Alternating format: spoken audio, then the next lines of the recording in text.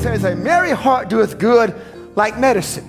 Now, what does that mean when God says a joyful heart, a happy heart, a laughing spirit is like medicine? Friends, here's what God is saying, church. What he's saying, church, is that sometimes laughter can be the best medicine. Like the old phrase goes, folks often say, happy folks live longer. There's some truth to that, church. I believe that happiness, church, can affect your health. Here's a true story. There was a doctor years ago whose name was Norman Cousins.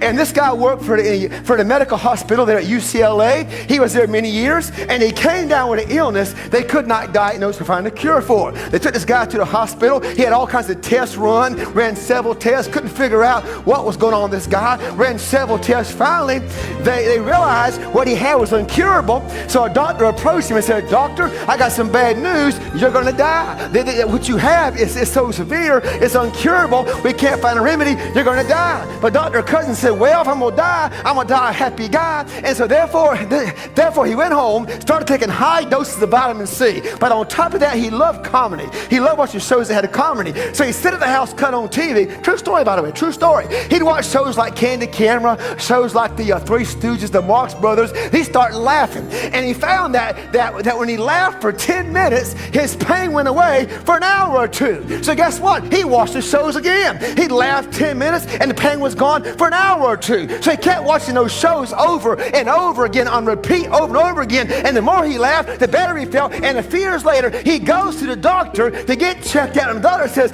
Dr. Cousins, I can't explain it to you. I don't know what happened, but guess what? What you got is gone and you have been healed. Amen. He lived 20 more years beyond that point and wrote a book you can buy online now, a book that's called The Anatomy of an Illness. It's written by Dr. Norman Cousins. In that book, he states how laughter sometimes can be the best medicine.